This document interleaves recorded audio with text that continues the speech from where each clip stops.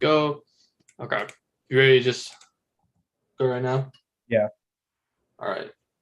Uh, Welcome back, everybody. Another episode of The Sideline. My name is Rishioza. My name's Asher Heyer. And we're back. We're going to talk about a few things. Talk about the title. Or talk about games 3, 4, and 5 of the NBA Finals. The Warriors took a 3-2 lead in the series over Boston today. Talk about the Avs. Their Stanley Cup final matchup is set. They're playing Tampa Bay. And the Nuggets made a trade today. One of the first trades of draft season, pretty much the first trade of the draft season, which is coming up pretty soon. So we'll talk about all that. First off, though, gotta talk about the NBA Finals.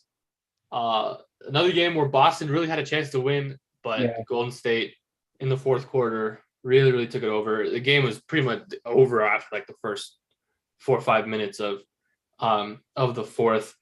Once again, turnovers are just the bane to Boston's existence. And they put up a stat. They're like, Boston, when they commit 16 or more turnovers, they're 1-6, now 1-7. And when they do 16 or less, it's 13-2.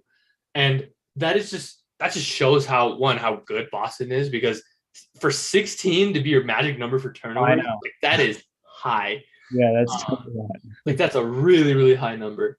But they turn it over so much, and they have such little IQ when it comes to taking care of the basketball in clutch situations. Third quarter, they were perfect. They outscored Golden State 35-24. They were perfect. They didn't turn the ball over that much. They were able to get their three ball going, and then they went completely away from what worked in the fourth quarter. And that was the game right there. This should be a very disappointing loss if you're Boston. Yeah, I mean, especially obviously like the elephant in the room, whatever, is Curry's, terrible game. And it's just to lose that when you have a the worst game of his finals career, probably something that he's never done, which is not make a 3-pointer, and you still lose. Like that's gotta be really deflating. But I know, they're mentally really tough. They've shown it throughout the whole year, throughout the playoffs. So I don't think that they're dead. I think they actually win game 6, and then it goes back to game 7 at San Francisco. But yeah, the turnovers are just the huge issue. Like, because after starting out 0 for 12 from 3, they finished I think they finished still shot 40% from 3 for the game. They shot 34, but like the garbage time stats are screwing it up because it's the turnovers and it's the free throws. Like, they missed 10 free throws. Tatum missed a lot of free throws. Yeah. He was 2 for 6 from the line. And then you look at Golden State, and they only had 6 turnovers. They only missed 2 free throws. But the Celtics won the rebounding battle. They shot better from 3.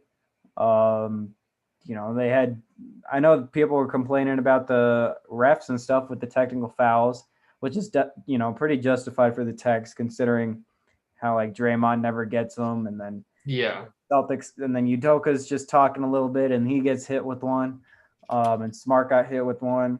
And then I guess they had 3. I can't remember the third one. But the Warriors still committed 12 more fouls than the Celtics, and the Celtics shot 16 more free throws. So, really, yeah, the Celtics should have won this game. Andrew Wiggins completely pretty much willed the Warriors to victory. Yeah. Klay Thompson was good in the second half. Gary Payton off the bench, 15, and Poole had 14, even though he was getting targeted defensively every play. So yeah. that was in the first half and the third quarter, and then the fourth quarter completely went away. They didn't attack Jordan Poole at all, which is just so confusing to me. Another thing, Draymond Green, huge bounce back game. He only had 8 points, but this was like a classic Draymond Green game. 8 points, 7 rebounds, 8 points, 8 rebounds, 6 assists. He had a steal, plus 11. He was phenomenal. Everyone knows Draymond's scoring isn't what makes him good, but his playmaking was a lot better. He was able to get rebounds, secure them, get out in transition, which is what he's best at. He had a pass to Gary Payton in the end of the third quarter. Yeah. Really, really good. It was very much vintage Draymond. They're able to get this Draymond, they're going to win. And especially defensively, I thought he was way, way better. He had been getting kind of abused by Jaylen Brown over the past couple of games. Like one-on-one, he was getting just cooked. But he played a lot better one-on-one, and I thought help-wise, he was great. He was really recovering well. He was doubling really well. He made life really, really tough for Jaylen Brown. Jaylen Brown only shot 5 for 18, and I thought through 4 games, he was a Finals MVP. And he was completely shut down today. The game worst minus 19. I mean, that's what you get with Jaylen Brown. Like, yeah. Like, I feel like I keep saying he just has these games where, I mean, it's just horrible. Like, he can't make anything, and he keeps shooting. I mean, he took 18 shots. Yeah. And it was the same thing I think it was last game, too. He was terrible. Either that or game 3. It might have been I can't remember. Maybe it was game. I think it was game 2, and he was really, really bad. Yeah, he was really bad game 2, but he also had. Hold on, let me see. Okay, game 2 was bad, and then game 4, 9 for 19. Not the greatest, but not the worst. So yeah, but he just has these games where he just can't make anything. Yeah. And yeah, like this is definitely depressing for the Celtics, starting out 0 for 12 from 3. That just can't happen. Luckily for them, the Warriors were even worse from 3, but Andrew Wiggins with his attacking and having Gary Payton off the bench go 6 for 8 and have plus 16 with 15 points. That's what I think won it for the Warriors. And their defense was outstanding too. Yeah, their defense was phenomenal. And it all started with Andrew Wiggins. I thought he played phenomenal. Like I still think Steph, if the series ends in game 6, Steph is still probably the Finals MVP. But Andrew Wiggins, I mean, this is what you envisioned when you take him with the number 1 overall pick. I mean, this was as complete of a game as you could ask for. The last 2 games, phenomenally. At 17 and 16 in game 4, huge defensively. And this game, 26 points, 13 rebounds. He was the go-to guy down the stretch. Instead of Steph, who had a rough shooting game, but instead of Steph, instead of Clay, he was the guy initiating all of it. And I mean, that's just exactly what you need from him. He was the perfect third option tonight. And it's basically first option. He hasn't shot the ball well from 3 at all this series. He went 0 for 6 tonight. I think it's down to like 23% from 3 throughout the series. But his mid-range has been good, and his attack in the rim, just phenomenal. Crashing the glass, the offensive rebounds. He was so good. Yeah, he's exactly like his adaptation to the role that Golden State needs is so perfect. JJ Redick said it. He was like, people say Andrew Wiggins has like made the leap. Like, he hasn't made the leap, but he's made the leap to adapt to his role, which is exactly what Golden State need. They didn't need him to become 25 points a game and shooting 40% from 3 every single season and being like the main offensive guy. They didn't need him to be that. They needed him to be an excellent defender, which he has been really ever since he got to Golden State. The 3 seasons he's been there, he's been phenomenal defensively. They needed him to be a good rebounder, which he has been. He's been a great rebounder. And they needed him to make timely shots and spell Steph and Clay from offensive possessions. And this was the culmination of all those things. Both game 4 and game 5, he has been exactly that. And I think it was Jeff Van Gundy said it. It was in the second quarter. He was like, Andrew Wiggins has to be aggressive, because it was pretty clear Steph wasn't having a good shooting game. Yeah. He said, he's like, Andrew Wiggins has to be aggressive. And literally the next play, and one. It was an and one. He crawled off the screen instead of just settling for a 3, which he would have done in Minnesota or even probably earlier this season. He curled it. He went straight to the rim, got an and one. That's exactly what he has to do. And honestly, that's what Boston should be doing. They fell in love with the 3 in the fourth quarter when they really weren't able to make anything. I know in the third quarter they shot themselves back into the game, but Wiggins, I mean, he was perfect, like literally perfect today. No turnovers either. Like exactly what you need. I know. I mean, they only had 6 the entire game. Their defense has been like, we can talk about the Celtics, bad offense, which it is. But the Warriors' defense has been outstanding. I mean, I still think the Celtics were like top 10 in offensive rating in the regular season. And They're the number one net rating in the league. I know that. yeah, I mean, so yeah, it's got to be top 10 offensive. Yeah. But yeah, I mean, just completely nullifying Tatum. I mean, in these fourth quarters, he's been horrible. Now shooting, I think 28% from. I think it's. Oh my god, I just saw it. I think it's like 5 for 21 in the fourth quarters, of all these games combined. So he's been really choking in the fourth, but he got him back into the game in the third. And then yeah, Jaylen Brown. Oh my god, all these turnovers they're forcing, like but they're like so avoidable too. It's just like they get caught up in traffic and they just have no clue what to do with the ball. It's like they're like high school level turnovers. I don't know if it's like I mean Celtics have been this is their first trip to the finals. I'm pretty sure this was their third trip to the conference finals in the last like 5 years. Playoff experience. They're a very experienced team. They're I feel like they're a well coached team. I mean, they wouldn't have made it this far if they weren't. So these turnovers that have been happening the whole playoffs are so mind boggling because you didn't see that happening earlier in the year. So I really don't know what it is. I think it's partially just the playoffs and like there's just less room. There's less room for error. Teams are just better, so you're going to make more mistakes.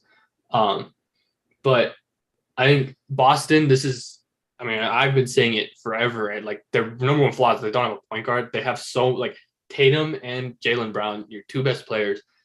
It's very unfortunate that both their biggest flaws is playmaking and both their biggest flaws is like being a lead ball handler. And they're forced to do that so much because they don't have a point guard. Yeah. And in a series like this, it's amplified so much more, especially because of how good defensively Golden State is. Like they know that they're forcing them to do that. So that's a really, really, really big issue. And they have to figure it out. Like Marcus Smart, I think he's a good playmaker, but he's your starting point guard and he had 2 assists. Yeah. Like you can't have that. As a team, they had 18 and Golden State had 23. Like he kept trying to. I think he had 2 turnovers off of like trying to feed Jaylen Brown, who had running him, and the passes weren't good at all. And I mean, it's just a tough pass in general to make. But it's like, what are you doing? Yeah. I mean, there's still like big possessions too. Like these are momentum swinging possessions, and he just threw the ball out of bounds. Like it was so dumb. That like their decision making from their top guys is ridiculously bad. And that has to be fixed. Like obviously it has to be fixed, but that has to be their number one like thing to think about is just like how do we not turn the ball over? Because if they don't turn the ball over, they win this series in 5. Like legitimately. I think game 2 is probably just a loss no matter what. Game 1 you win, game 3 you win. Game 4 if you don't turn the ball over 20 times you win. And this game if you don't turn the ball over 20 times, you win. Like it's not like a roster construction problem, because they're very like this roster clearly works, but they have to figure it out. Like they have to figure out some way to not have Jaylen Brown and Jason Tatum be the main ball handlers the entire game.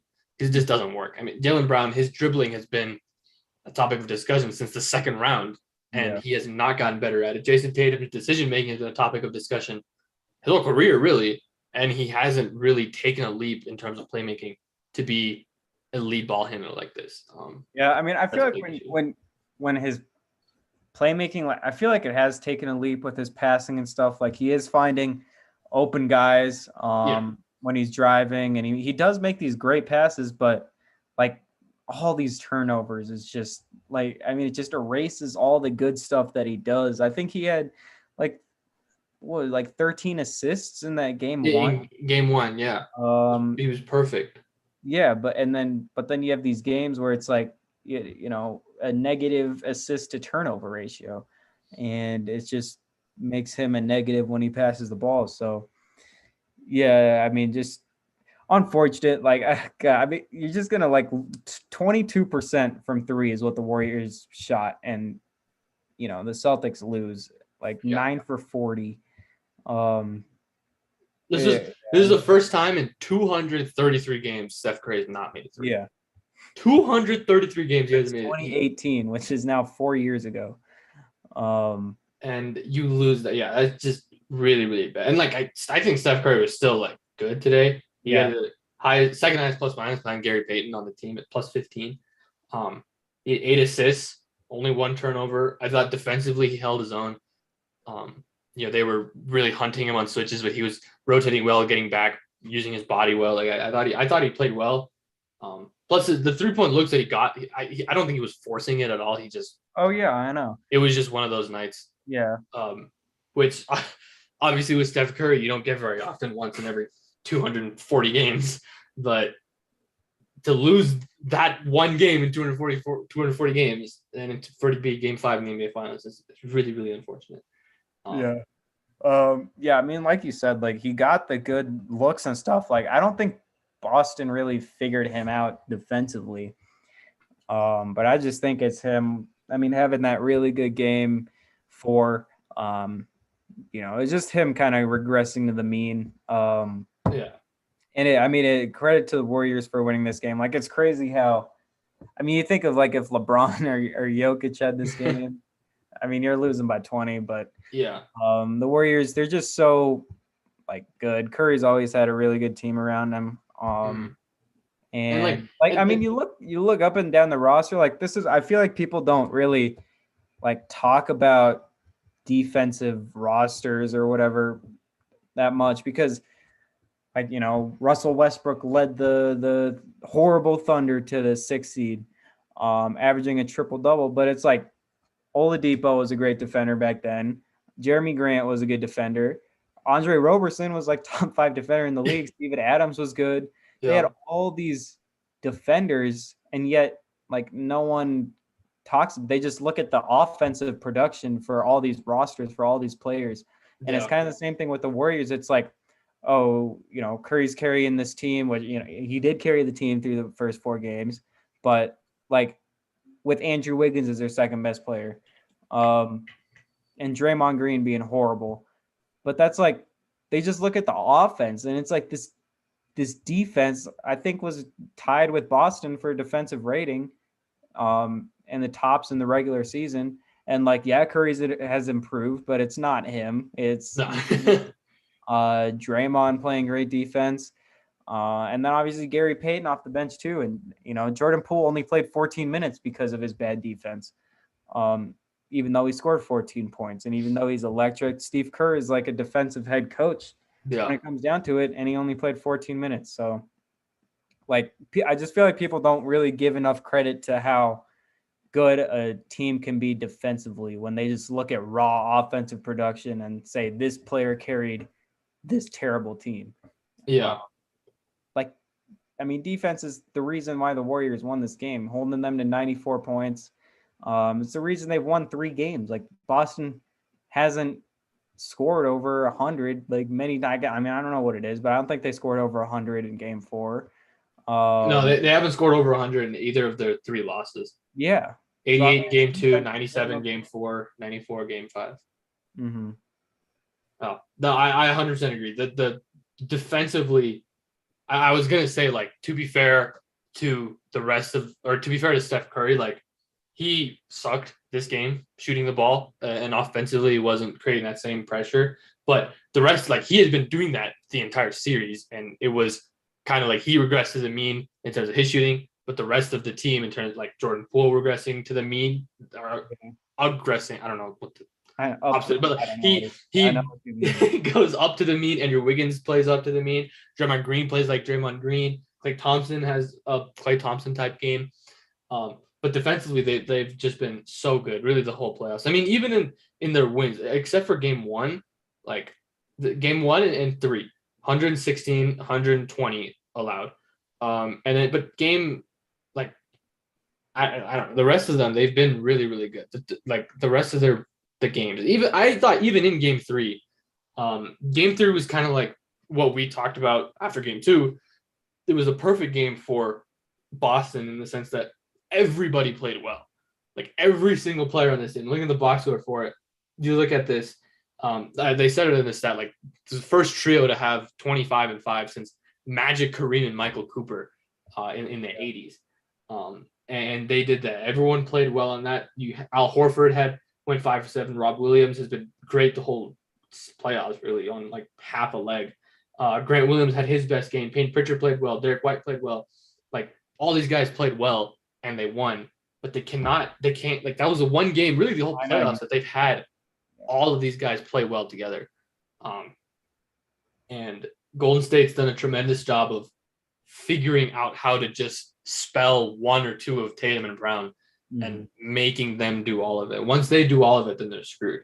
Yeah. And Boston defensively, in terms of like figuring out stuff, they did do something different in this game. And I think that's why Wiggins and Draymond had much better games. So they were playing drop coverage, and we talked about this after game 2 as well. And they kept doing it in games 3 and 4, which obviously didn't work. They were playing drop coverage a lot, and it, I guess, was working because Golden State through the first 4 games only had an offensive rating in the half court of 93, which is really bad, and that's a really good defensive performance from Boston. But the reason why they were doing that is because they were like, okay, Steph can beat us. We're not gonna let anyone else beat us. But then Steph did beat you in game 4, and they're like, okay, maybe we'll try and figure it out. They were not dropping a lot. They did do it a little bit in the second half, but in the first half, they weren't doing it at all. They were trapping a lot more. They were forcing the ball out of his hands, but it allowed Wiggins to play a lot better. It allowed Draymond Green to get going a lot more. So you have a decision to make. It's like, are you going to neutralize Steph Curry and start trapping him more and just like hoping Andrew Wiggins and Draymond don't play like this again? Or are you going to say, you know what? It was a tie series when we let Steph do whatever he wanted. Let's try and keep it that way. So it's tough. And that's what makes Curry so good. It's just, I mean, you need to think of the most insane ways to just guard him, because you can't just simply play drop or trap. I mean, both don't work. That's what makes him amazing. That's why he had 8 assists this game. This is what people mean when they talk about Steph Curry's gravity. Like, this is what you have to think about just to guard him in any normal way. Yeah. And I think in the fourth quarter, he was really, I guess throughout the whole game, but I just remember a lot of plays in the fourth quarter where they trapped and he would give it up and the Warriors got easy looks to close out that fourth. I know they made their run in the fourth with him on the bench, but like he kind of didn't allow the Boston to get back in the game. Yeah. When he got back in the game. So I don't know who wins game 6. That'll be interesting. I don't know. I don't think Curry has like an insane game. Like I feel like he just might have like an average kind of game, I guess. I don't know. I mean, I can't really predict anything, but Wiggins isn't. I don't think Wiggins is gonna have a game like this, because it's like you look at his box score at like 26 and 13, very very good, and he shot 12 for 23, but his impact was just so much more than just scoring. Like he was flying around, rebounding was huge, defensively he was making life tough. And like the shots he was making were so tough too. Like it was exactly what you wanted from him. But I don't think he's gonna have a game like that. Like he can play well, but he's not gonna play this well. Steph's definitely gonna play better, but it's just gonna be the turnovers. If Boston if they can turn the ball over less than 16 times, they'll be fine, which is just an insane number. And hopefully, like being at home helps out with that. Yeah. We'll see. I guess. Game 6 Clay that's had 2 good game 6s, but he has that nickname, you know. Maybe he goes off. You never know with him. But yeah, I feel like the Celtics win game 6, and I think it goes game 7, and then I don't know who wins that, because the Celtics could have easily won this game. It seems like home court doesn't really matter as much. I mean, both teams have won on their home court. Both teams have been competitive, very competitive on each other's home court. So if it does get to a game 7, that'll be very, very interesting. I'm excited to see that. But the first got to go to game 6, which is 16th, so Thursday. Yes. Man, God, I hate the extra travel day. It's very Hockey's annoying. just back to or whatever day off, um, and then they just play it right away. Like, um, what is the word for that? Not back to back. It's every other day. Hockey's just every other day, except they get 2 days because Thursday is the finals. So then they have to wait till Friday to play game two. Yeah, because they're both on ABC. Yeah. Yeah. I hate it. I like the TNT score bug better. I like this TNT in general, but the commentators are better. Yeah. I mean, The, and everything. the halftime thing is way better. Yeah, they show the I like the miles per hour on the shots right above Yeah. the goal. They showed that, and they also show shots on goal on the scoreboard. Yeah, that's something that ESPN has to do. Like the shots on goal. I feel like that's pretty. They just show it like randomly, ESPN, Yeah. and Yeah. then take it away. And Yeah. I like I like Kenny Albert. I think it'll be Sean. I actually like this guy too, Sean McDonough. I think. Yeah, I don't know how to pronounce his last. The voice crack guy. Yeah, but he's good. I like him doing football. Yeah, he's good. So yeah, Yeah. that'll be. I mean, we can kind of, I guess, transition into the abs now. Yeah. Yeah. Speaking of hockey, the last time we did an episode, the Avs had just advanced to the Stanley Cup final. And we didn't know their opponent. It was either going to be New York or Tampa Bay. Tampa Bay prevails in 6, but truly disappointing for New York. I mean, they were up 2-0 in the series, and they were up 2-0 in Game 3. So, like, they really did not have any excuse to lose this game. But honestly, ever since it was 2-0, they were up 2-0 in Game 3. Andrei Vasilevsky just completely shut the door on them. That's exactly what he has done over their postseason runs of the last 2 years. I saw a stat, and it was in his the Tampa Bay. This is their 11th straight series win, and he in their 11 series wins, or in their 11 series clincher wins, he has like a .25 goals allowed, which is unbelievable, and a 99 save percentage, and 6 shutouts. He almost had a shutout in that game. In game, yeah. But then allowed the goal at the end. But yeah, he is definitely scary. Yeah. I was hoping for the Rangers to win because I think the Avs probably sweep the Rangers, if not win 5. But the Lightning, they've got the experience. I still think the Avs are probably better. I mean, there's speed. Like this, I feel so weird talking about hockey because.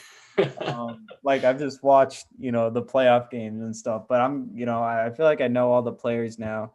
And just I watched, most of the Lightning series too. But the Avs like speed compared to the Lightning seem like way slower. They're older. I feel like the Avs speed can kind of hopefully shock them. Yeah. Okay, that was no pun intended, but I just got that. Yeah, I mean, like games 1 and 2, hopefully, can kind of shock Vasilevsky and the Lightning. And yeah, hopefully they take. It's just tough because those days off, like then you're thinking, oh, maybe the Lightning steal one early, and then the Avs get in their groove. But I feel like the Avs can kind of, scare the Lightning a little bit, with their speed, and hopefully get out to a 2-0 lead, protect home ice. Yeah. The speed thing is big. I think I don't even know if this is like a thing in hockey, but I think they have to play in transition more. I guess like get like fast breaks and odd man rushes on Tampa Bay, because watching like New York, like their power play was the reason why they were so good. They drew a lot of penalties, but when it was like 5-on-5, Tampa Bay's defense is so much better than any team that Colorado has faced, but 2, just it was so much better than the Rangers 5-on-5 offense, and that's one of the reasons why Vasilevsky has been so good. It's because he doesn't face nearly as many shots as the other goal. Like Shesterkin, he faced like 30 to 40 shots, and he was giving up like 2 to 3 goals. It was like, yeah, like even if you take 40 shots, like some are bound to just go in. Vasilevsky was getting these shutouts, and he was getting like only 1 goal out because he was facing like 20, 25 shots. And the Avs throughout this playoff run have averaged close to 40 per game. And Tampa Bay in general is better than any team Colorado's faced up until this point. So it'll be interesting to see how they adjust to that. But if they can get, 35, 40 shots on goal, like they have been very consistently throughout this playoff run, I think they'll be fine. Like they should be fine. Yeah. It's just the experience. Like Colorado has obviously not been to this point. They have a couple Stanley Cup winners. Andre Burakovsky won with Washington, and Darren Helm won with Detroit in 2009. So he's it's been a while for him. Yeah, and I think Lehkonen, he was in the finals. He was in the Cup last year, yeah. With Montreal. Yeah, with Montreal, yeah. But he hasn't won, and obviously nobody else on the team has gotten close to this point. So it'll be interesting to see that experience, how it comes into play. The home ice advantage, I think, will go to Colorado because they're just like both teams have only lost. Well, Colorado's lost twice at home, both to St. Louis. Tampa Bay's only lost once, but the only game that I've seen Colorado like get out of their game was game 2 against St. Louis. Like that was the only game where they felt where it was just like, this just isn't how they normally play. Like no team has been able to successfully move them off their game. It'll be interesting to see how Tampa adjusts to that as well. But this is like 90% of hockey fans like preseason prediction like before the season. I like just looking at it because the Avs last year were phenomenal, but they fizzled out in the postseason. The Tampa Bay, just because they're the reigning champs, were the consensus pick to make it out of the Eastern Conference. And this is exactly what people would have wanted in terms of like best team versus best team. So it'll be very interesting. It's a great like storyline for hockey too. Just like you said, with the Lightning back-to-back champions, which rarely happens in any sport, looking for their third. And then you got this new, I mean, it's not really like new, but kind of a younger up and coming team looking for the first championship, looking to get over the hump, and then start a dynasty of their own. Yeah. So yeah, I think it'll be fun. It's just high flying Avs against the super experienced Lightning. I think the Avs are, deeper. I saw Bleacher Report say that the Avs had the like top to bottom, the best team in history. In NHL history. I don't know much about hockey, but that's jeez. I mean, that's something I think. I mean, I feel like it could be true. I mean, every single player is really good on the Avs. Yeah, I saw this picture of the plus minus leaderboard in the postseason, and number 1 is Connor McDavid. And every other person underneath him is a member of the Avalanche. Really? Yeah, it's hilarious. So they're like third and fourth lines have been huge. I think it'll be interesting because obviously Kadri, like Bednar said that they're like hopeful that him and Andrew. We were talking about that last week.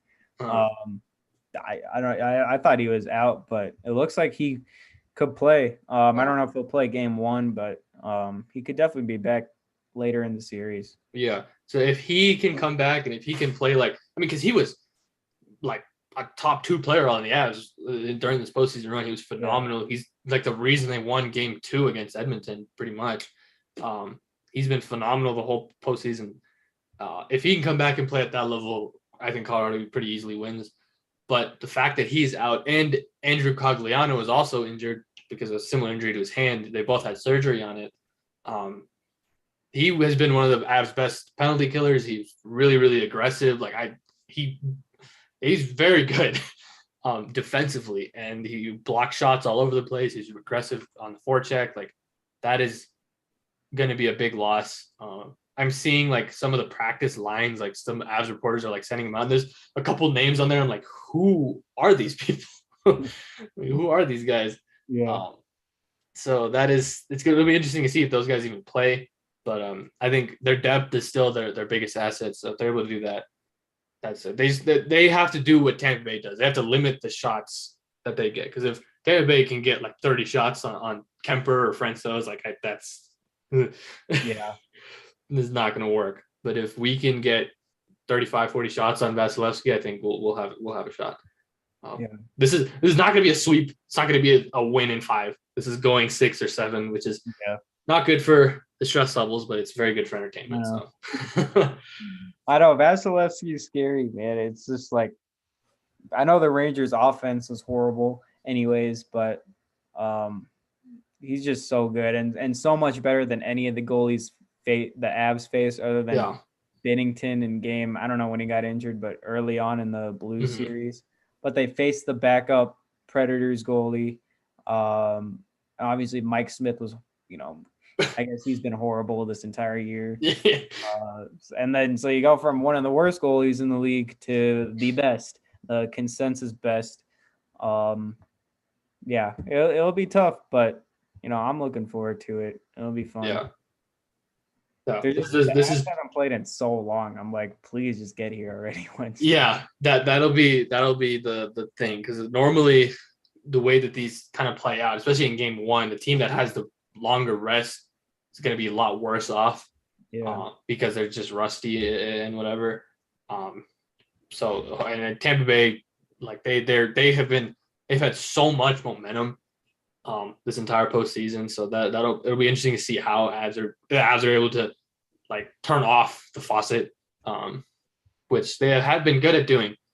They did it in St. Louis. Like St. Louis scored first in every game except Game 5, and obviously Colorado won in 6. The Edmonton scored first in Game 1. They scored first in Game 3. They scored 38 seconds in Game 3. And Colorado was able to turn the faucet off in both those games. So that their responses will be interesting to see. This is like the perfect situation for neutral hockey fans to see this matchup. The way that actual like hockey fans are talking about Cale Makar, though, it is like ridiculous. Because like obviously like he's good, and as like fans of other sports, like, you can tell when somebody's like really, you can tell when they're just on another level than other people. Like Cale Makar is one of those. So I'm interested to see how he plays, because he's going to be going up against a couple other really good defenders too. I think I've been seeing people say he's like the best player on the Avs. Yeah. And obviously one of the best in the league. So you got like probably 2 top 5 players with Makar and McKinnon. And it's crazy because like the Oilers probably have like 1 and 2. Yeah. The Avs have like 3 and 4. Yeah. But yeah, it'll be fun. I'm just looking at, I mean, the Rays, I guess the Lightning, I guess, are like beatable. I mean, they went to 7 in round 1 against Toronto. They did sweep Florida, which was really impressive because I think Florida had a really good record in the regular season. They won the President's Trophy, so they had the best point total in the regular season. Yeah. And then obviously the Rangers, I mean, they won the first 2. They were up in Game 3, like you said. So Lightning are beatable. Is just what I'm getting from that. Yeah. So no, for sure. I mean, even in that Rangers series, they took the lead in Game 3 with like 50 seconds left. Like that was anybody's game at that point. Mm-hmm. Game 6 was tied at one point. Like I know it was only tied for like 7 seconds until Tampa Bay scored again, but the Rangers were able to break through and tie it. Yeah, and then Game 7 was close throughout. Yeah, like it was like this team is beatable. They do have their flaws. Like yes, Tampa Bay is the best team that Colorado is going to have faced throughout this playoff run, but Colorado is the best team Tampa Bay is going to have faced throughout this playoff run. So it is truly best against best. Colorado wants to be the best. They got to beat the best. So I don't think the players would want to have it any other way in terms of facing Tampa Bay. So I'm really interested to see how it all unfolds. Starts on Wednesday, a couple days from now, which that'll be cool. This is the first time like since Super Bowl 50 that we've had like a final. Yeah. And, it'll be interesting to see. First time in a 7-game series ever that at least we have witnessed. Oh wow, that's that we have witnessed, right? Yeah. So like they obviously won the cup 2 times before, but this is the first time we've witnessed a 7-game series with this high stakes. So the Nuggets never been to the finals. Well, who knows? Maybe the trade that they made today will help with that.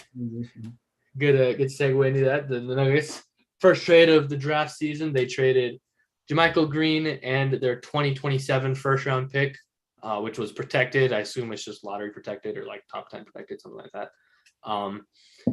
They traded that to Oklahoma City, and they got back the number 30 pick in this year's draft, and they got back 2 future seconds, which will be next year. So honestly, I think this is a good trade. Like, I would be kind of surprised if Denver uses both of these picks this year.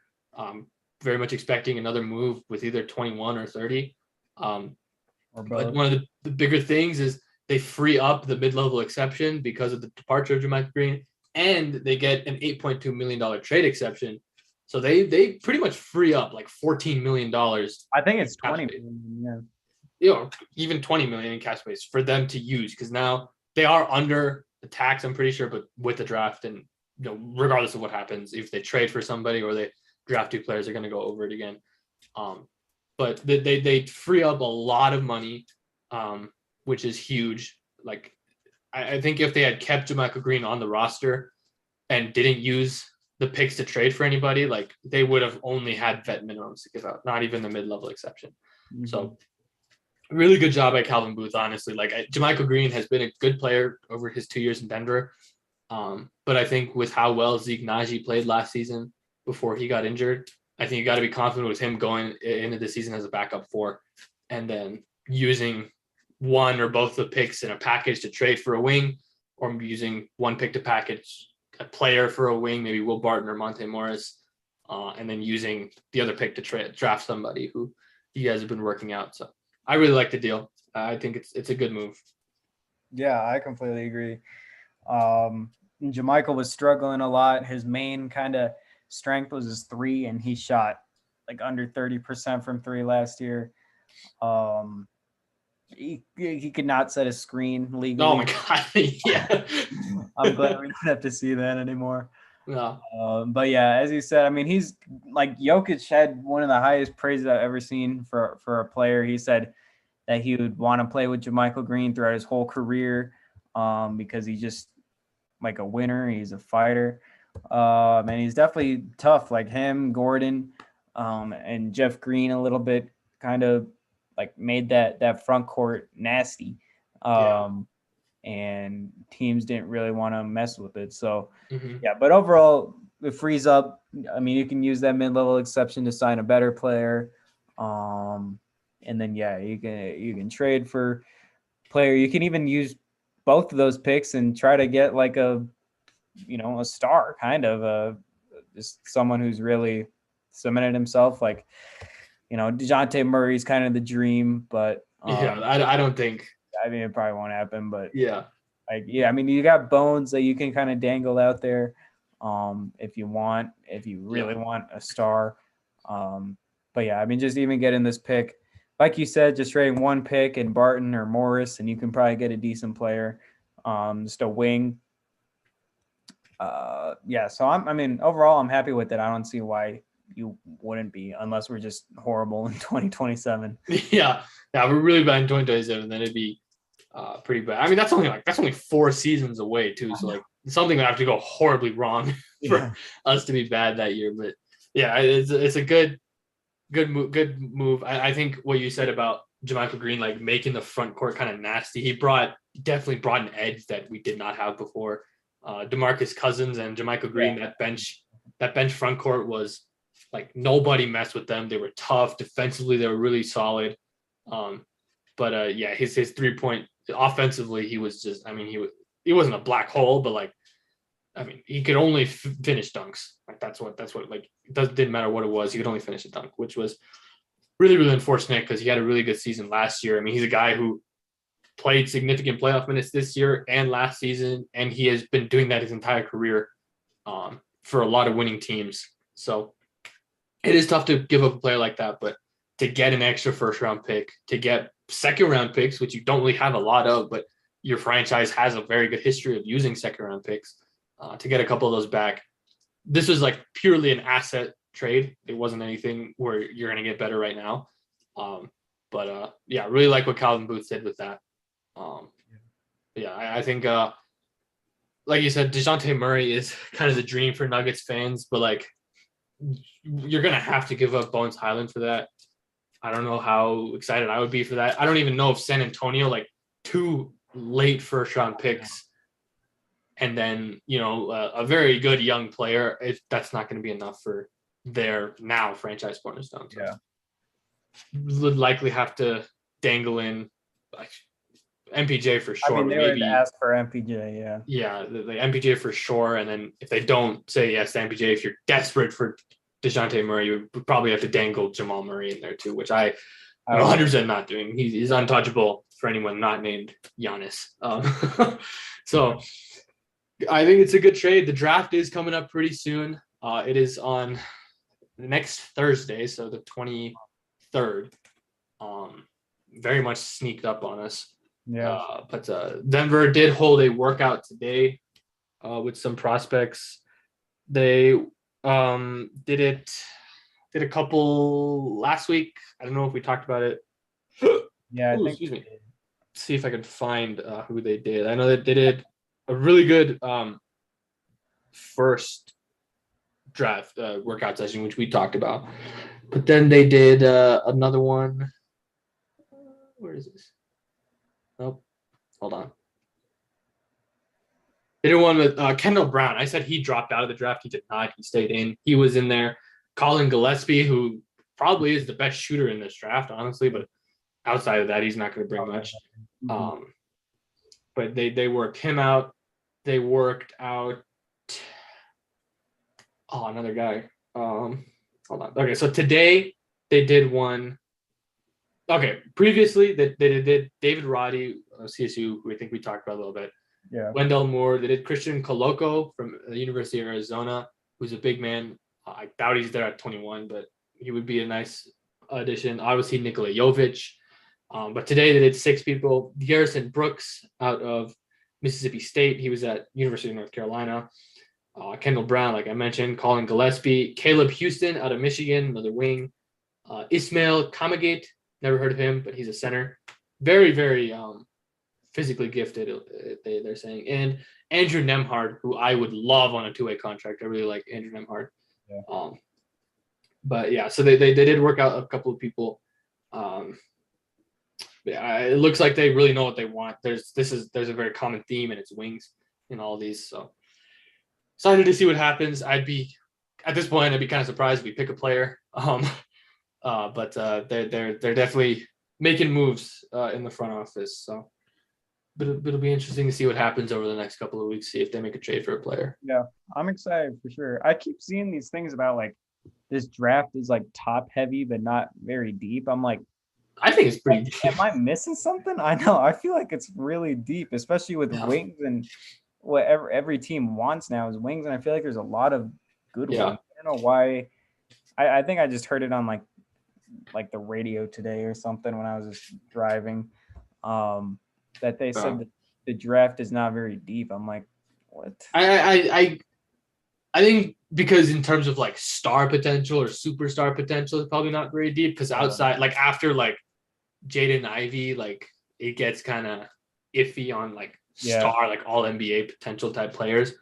But in terms of like solid role players on contending teams, this is one of the deeper draft classes over the past few seasons when it comes to that. Because you look at the names that I just mentioned, like Kendall Brown can 100% help a team in the coming seasons. Wendell Moore, I think, could step in right now on the Denver Nuggets roster and be a competent player and a helping player. Like there's a bunch of players who could help Denver Nuggets right now, and especially other teams like Philadelphia is looking for exactly the same thing that Denver is. It's just like more wings to fill out the roster, and they pick 2 picks below us, and they're gonna have a plethora of choices. So. And Minnesota picks right before us too. Oh yeah, Minnesota. Once again, they're gonna be looking for very similar things: wings and defense. So yeah, I mean, I'm kind of confused by people saying this isn't a deep draft class because this is 100%. I guess okay. I maybe they're just talking about like as you said. I guess deep would that be? I guess from like 8 to 14. Is that like a deep draft class? Is that what they're talking about? Just the lottery, the back end of the lottery. Maybe that's what they're talking about as like stars studded deep classes. But I guess like when you go out of the lottery, 15 through 30, I feel like it's pretty deep with role players. But yeah, I guess I understand like if they're talking lottery deep, that's I guess what makes sense. Yeah. And I'm just thinking of it, I guess, through like a Nuggets fan's perspective where we don't need a star. Yeah, 100%. Yeah, and that's why I don't think I think Nikola Jovic has I guess star potential if he's drafted by the right team, but I don't think Denver's the right team for him to reach that potential because he's going to be obviously behind Michael Porter Jr. and then also behind Aaron Gordon and then also behind Zeke Naji, and he's going to be behind a lot of people. So yeah, it'd be fun to have, but we're not the right team to develop him. I don't think he's not gonna get a lot of playing time. He's not gonna be able to play through mistakes if he is drafted by us. I don't know. I would take him at 30 if we pick 30. If you take him, that's fine. But at 21, there's one little topic for the draft that I would like to touch on, and I guess it has to do with Shaedon Sharpe. I don't know why he's still so high on boards. I get he was phenomenal in high school, but he hasn't played in high school in a year. He hasn't played basketball in a year. So I'm just confused as to why he's so high and why there are people considering taking him over Jaden Ivey, who has played in the last year and has played extremely well in the last year at Purdue. So I don't know. I don't know if you have the answer to that, but that's just a question that I don't know. I mean, it's weird because Michael Porter was kind of in the same situation and he fell down to 14. I know Porter's injury is more serious. It's a back. And Shaedon Sharpe, I don't know what his injury was, but he wasn't even injured. He just didn't. Oh, really? He reclassified to skip his senior year and go straight to college, but it didn't work. So he wasn't able to play high school or college, but he's still able to enter the draft somehow. But that's what it was. Yeah, I don't know. I'm thinking of other guys James Wiseman didn't play many college games. I know Darius Garland got hurt. He stayed up. Kyrie Irving was hurt at Duke, and he still was taking number one. I mean, John Wall. Finding his high school potential.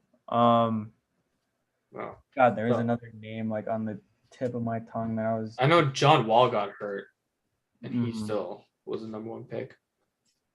I was thinking about I guess I remember Amani Bates was the number one player, and then I think he reclassified or something, and he was just horrible last year on that, just terrible. So what if that happens with Shaedon Sharpe, because both of them were number one type of guys in high school, and then they didn't play for a little bit, I think, and then they reclassified, and then Bates was terrible. So I don't know why Sharpe is getting all this. Yeah. I mean, I think I guess deserves all the hype because he has all the tools and stuff. He's ridiculously athletic. I'm pretty sure he measured a 49-inch vertical at the combine. Yeah, which I'm pretty sure is the record. So he's very athletic. He has the tools.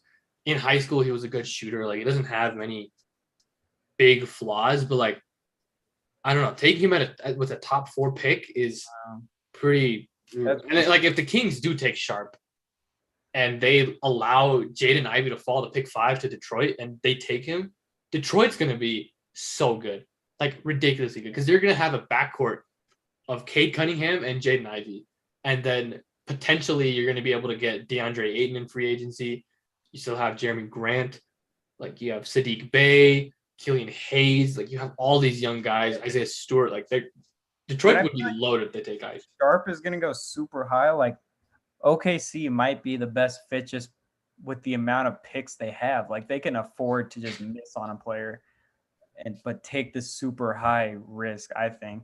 But I mean, they do pick at 2? They pick at 2. I don't think you take if they trade down for sure. I think if they had pick 4 or 5, I could see why they would take them, and why I guess they should take them just because of the amount of picks they have. But pick 2, especially when you got Chet or whatever, and then Jabari Smith up there, someone else I'm missing, but Paulo.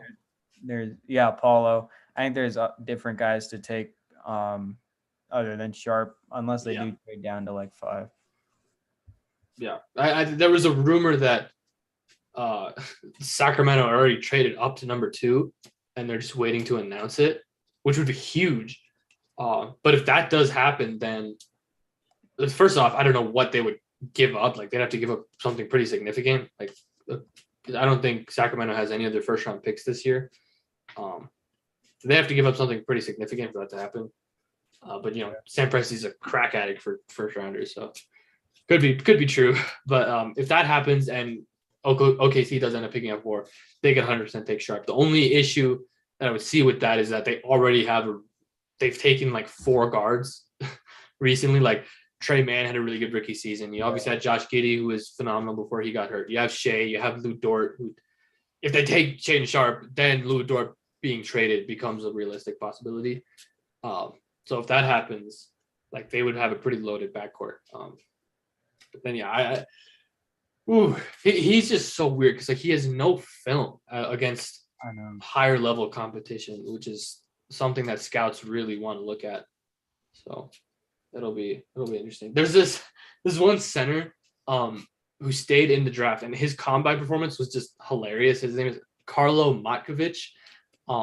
And he's from some Baltic country, but he played for Mega, the same team that Jovic played for, the same team that Jokic played for.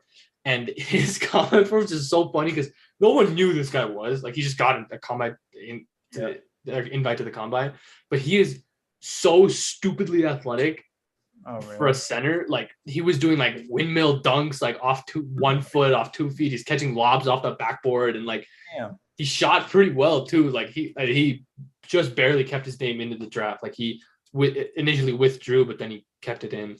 What's his name again? Carlo Matkovic. Carlo with a K, and Matkovic. Yeah, Jonathan Givoni posted some stuff of him on Twitter. But it's just like hilarious. He's hilariously athletic, and he honestly has a pretty good shooting form, too. So he's a guy that just is funny to look at. 6'10". Yeah, like he looks like a player. Yeah. But I don't think Denver is going to take him. But it's just like funny to think about. I know, maybe take a flyer on him in the first round or second round. If you trade back from 30, get a second rounder, take a flyer on him. I wouldn't be mad. But yeah, I think that's about it.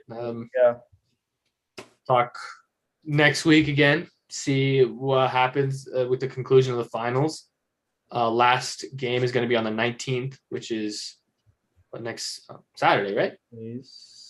Sunday. Okay, yeah. Yeah. So talk about if it goes to a game 7, talk about it Sunday. If it doesn't, talk about Thursday, and we'll recap game 1 of Stanley Cup Finals.